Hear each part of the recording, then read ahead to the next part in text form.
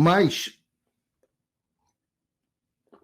o ditador cabeludo da Venezuela continua morrendo de inveja do ditador careca do Brasil. Eu deveria ter resgatado no programa de hoje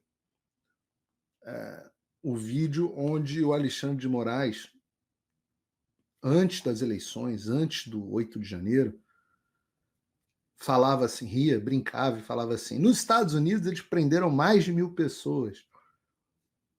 Nós prendemos pouco ainda, temos que prender mais. Eu estou parafraseando ele aqui. E, no final das contas, ele prendeu mais de 2.000. Mas o ditador da Venezuela ficou com inveja. Falou, pô, menos de 1.000 parece que você não participa do clube. E, nesse momento, nós temos um número que o chavismo já prendeu 1,1 mil manifestantes e você tem 23 mortos. Tá aqui, desde o início dos protestos na Venezuela contra o ditador Nicolás Maduro, 1.102, ainda menos do que o Brasil, manifestantes foram detidos pela polícia política do chavismo, que não a nossa Polícia Federal.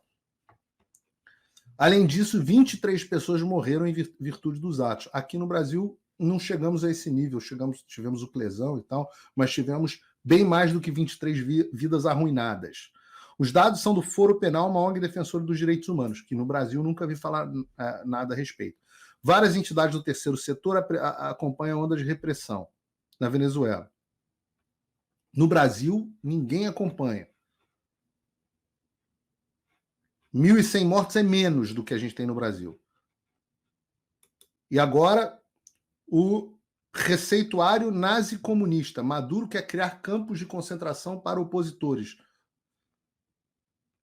Nicolás Maduro, declarado reeleito pelo Conselho Nacional Eleitoral da Venezuela, sem apresentar as atas de votação, deu novo passo para tornar sua ditadura ainda mais escancarada com a construção de centros prisionais de segurança máxima para manifestantes detidos de processos eleitorais. Decidir criar prisões de segurança máxima para todas as gangues de nova geração, milícias digitais, né? Como se refere aos venezuelanos críticos do regime, que estão envolvidos em guarimba, termo pejorativo usado pelo chavismo para chamar a oposição, e ataques criminosos. E não há perdão, ou seja, sem anistia, no quadro da Constituição e das leis para isso. Vamos fazer uma aposta para ver se essas prisões conseguem a reeducação e convertê-las em espaços produtivos. Lembram das falas dos ministros do STF sobre para reprogramar a mente das pessoas? Aliás, os campos de concentração não deveriam ser novidade. O Brasil teve e tem campos de concentração. Ora, eu preciso lembrar, isso aqui, essa imagem, por exemplo, é uma imagem dos presos do 8 de janeiro. Esse campo de concentração existiu no Brasil. Alguém precisa... Consegue aumentar o espaço da tela, Bruno? Isso existiu no Brasil. Alguém precisa lembrar que essa realidade, que não é vista pelas ONGs internacionais, não é fictícia e possível para o Brasil. Ela é uma realidade que aconteceu no Brasil, em escala maior do que a da Venezuela. Quando eu digo que a diferença é o cabelo, não é brincadeira. Tem o vídeo do campo de concentração aí, Bruno? Raposo! Ama Raposo! Não, esse não. Esse. Temor não há, mas eu bem sei que a minha vida olha a cara das pessoas. nas mãos do meu Jesus, que vivo está.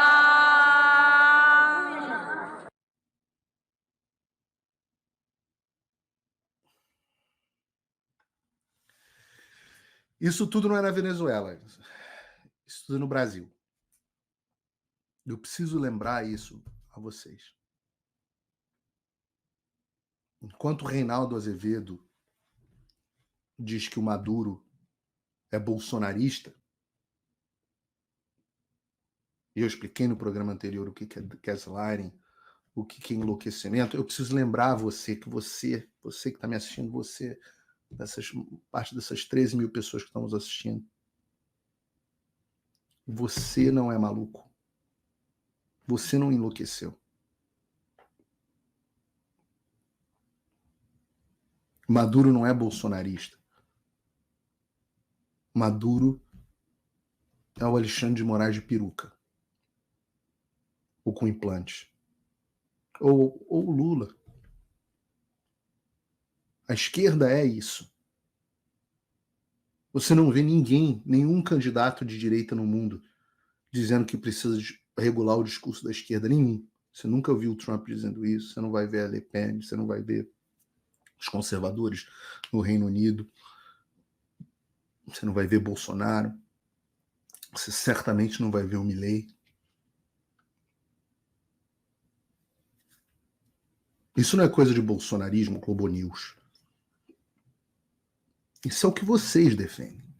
Todos os dias, no ar. O que vocês defendem é esse ditador que pega pessoas com câncer e não tem misericórdia nem das pessoas com câncer. Essas notícias do Alexandre são as da última semana. Para quem não viu isso aqui, isso é uma coisa absolutamente... é de vomitar. Alexandre de Moraes nega a retirada de tornozeleira de ré do 8 de janeiro por tratamento de câncer. Sem anistia, sem perdão, como diz Moraes, como diz Maduro. O ministro do STF adotou uma postura severa ao negar o pedido de suspensão da medida cautelar de monitoramento eletrônico feita pela defesa de Karina Rosa dos Reis, ré envolvida nos atos de 8 de janeiro. A defesa havia solicitado a retirada da tornozeleira para que a ré pudesse submeter a tratamento de câncer. De câncer.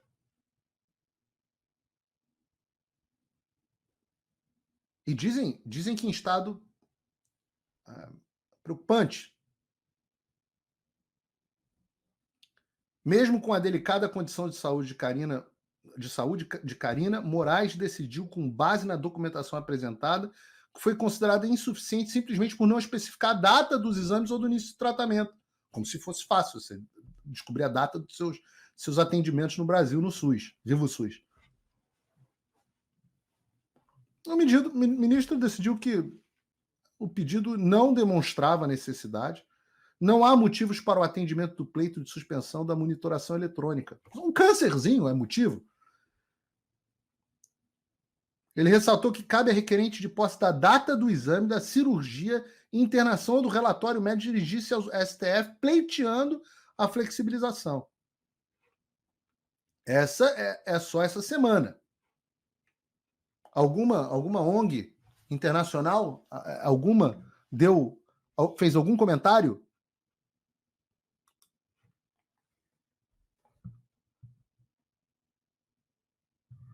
O que será que acontece se alguém xingar o Nicolás Maduro no aeroporto, digamos assim, em Roma? Porque também nesta semana, o advogado da família que foi acusada de hostilizar o Moraes aponta o erro da decisão. O advogado Ralph Tortman, que atua na defesa dos Mantovani, apresentou um novo recurso nessa semana no caso que envolve o aeroporto de Roma. Na ação, ele pede ao Dias Toffoli acesso à gravação original das câmeras de segurança para submetê-la a uma perícia independente. Isso segundo porque, olha que loucura, a gente tem um advogado dizendo que o conteúdo foi adulterado pela Polícia Federal. A Polícia Federal está sendo acusada por um advogado de ser uma organização criminosa que adulterou provas para favorecer o ministro do STF. É a segunda.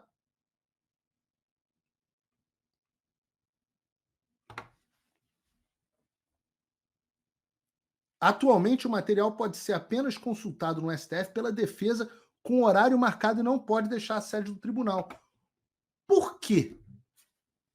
Eu vou fazer aqui a pergunta que todos nós deveríamos estar fazendo.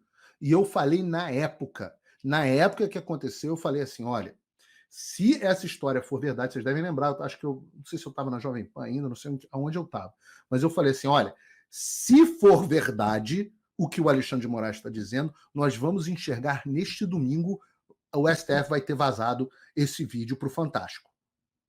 Se esse vídeo não tiver no Fantástico nessa semana ou na próxima, vocês podem ter certeza que o Alexandre de Moraes está mentindo sobre o que aconteceu naquele aeroporto.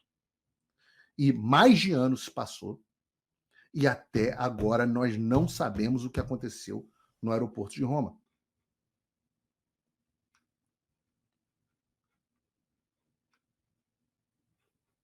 E claro, tem todos os problemas de processo penal, aí os caras não deveriam estar no STF, enfim, não vou nem entrar nisso aqui. Eu vou entrar no materialmente. Cadê a porra do vídeo do que aconteceu no aeroporto de Roma, Alexandre? Ô Dias Toffoli? Por que o Brasil não pode saber? Por que vocês podem saber mais do que nós? Se vocês trabalham pra gente, não nós trabalhamos pra vocês. A gente sabe a resposta. Mas a conta de vocês vai chegar. De todos vocês vai chegar. Até lá vocês vão continuar pegando essas pessoas perigosíssimas, como a moça do 8 de janeiro que pintou uma estátua de batom e aceitar a denúncia criminal contra ela. Perigosíssima essa moça. Essa senhora é uma meliante. Maduro tá certo, tem que cuidar toda a força da lei. Supremo Tribunal Federal para essa moça, onde já se viu. Já pensou se todas as estátuas do país começassem a ser pichadas de batom? Ah, não, esqueci. Quase todas as estátuas do Brasil estão pichadas, mas com grafite de criminosos na rua, vândalos, que não sofrem absolutamente nenhuma sanção do Estado brasileiro. Mas a mocinha, essa senhora aqui, dá para ver que a cara dessa pessoa era praticamente um Hannibal Lecter. Né? Essa moça, uma clara evidência, essas pessoas que estão em volta dela, essa família dela. Importante até que essa moça seja afastada, né, da família. A cara dela, de meliante, te vê claramente que ela é assim, porra, ali fechada com o Fernandinho Beiramar. Ah, não, se fosse, estava solta pelo STF. Mulher do batom. Do batom. E eu digo que a conta vai chegar. E vai chegar. Moraes vai pagar pelo que ele fez. Vai pagar pelo que está acontecendo. Nessa vida ou na próxima, mas eu prefiro que seja primeiro nessa. A gente continua trabalhando duro. Eu volto a dizer, aqueles que acham que não vai haver um projeto de lei apresentando sanções contra o Brasil, as pessoas estão redondamente enganadas. Aqueles que acham que é blefe, as pessoas estão redondamente enganadas. Os trabalhos continuam. No dia 11, eu tenho reunião. O Congresso dos Estados Unidos está em recesso, então os parlamentares não estão trabalhando. Mas no dia 11 eu tenho reunião com eles para falar a respeito do projeto de lei. No dia 5, jantar com Maria Elvira Salazar, vamos tratar desse assunto.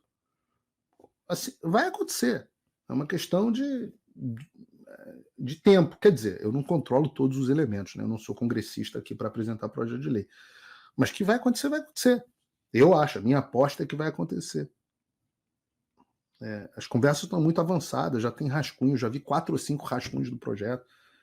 Quando eu falo com as pessoas, e aí, etc, etc, vamos apresentar, setembro, na volta do recesso legislativo, vamos apresentar. Já tem apoio, mais de 20 deputados já falaram para mim, eu vou apoiar o projeto de lei. E esse é o início, porque no final das contas, quem precisa responsabilizar o Moraes são as instituições brasileiras. Esse é só um empurrãozinho. No final das contas, como vocês podem ver até na Venezuela, se o povo não resolve seus próprios problemas, e eu espero que nós não cheguemos a uma situação irreversível, como parece ter virado da Venezuela, embora como eu demonstrei aqui, em vários aspectos nós já estejamos numa situação pior, nós temos algumas coisas que são melhores, né? O Brasil tem uma elite com interesses próprios e poder muito menos centralizadas do que existe dentro da Venezuela, né? O poder econômico, a cooptação das forças militares na Venezuela é muito maior. Eu acho que, embora nós temos o pior comandante do exército da história do Brasil, que, aliás, o general Tomás, não adianta ficar mandando recadinho para que tá atrás de mim, não. A pra puta que te pariu, não tenho medo de você, não, porra. Vou botar a inteligência do exército para investigar esse cara. Chupar, eu tenho medo de inteligência do exército? Porra. Já falei isso milhões de vezes. O sobrenome é Figueiredo. Pergunta em volta o que significa sobrenome Figueiredo. Acho que eu vou ficar mandando recadinho por terceiro. Que coisa de babaquinha. Quer me procurar? Pede meu WhatsApp, vem falar comigo. Diz que eu tô errado. Diz que eu tô errado nas afirmações que eu faço. Em vez de ficar fazendo encontrinho com jornalista, encontrinho com quem, recadinho. Olha, o general, o comandante do exército está puto com você, Paulo Figueiredo. Eu caguei, porra. Não durmo com o comandante do exército. Esses caras acham que são muito mais poderosos do que são. Não tenho medo de nenhum deles. Vai fazer o quê? Vai me jogar na prisão? Eu já tive. Sobrevivo. Daniel Silveira vai sair da prisão. Vai sair da prisão herói. Você passa um perrengue um tempo e sai mais forte, pô. Eu, hein? Recadinho, coisa de baitola. É um nível, né? Mas apesar desse borra-botas lá como comandante do exército, as nossas forças armadas como um todo não sofreram o mesmo processo da Venezuela. Podem pecar pela omissão, o que é grave, mas não estão no mesmo estágio de subserviência que estão as forças da Venezuela. Então, você tem os limites da força. Você tem a Polícia Federal, tá com um câncer em estado de metástase. Mas tem muita gente boa ainda dentro da Polícia Federal. Muita gente boa. E as outras forças policiais, eu diria que são totalmente desalinhadas com o governo, com o Alexandre. Ou vocês acham que as forças policiais, a PM do Rio de Janeiro, a PM de São Paulo, é feliz com as decisões do STF, que soltam os bandidos que eles arriscam a vida para se defender? Que defendem a criminalidade, que defendem o tráfico de drogas? É claro que não.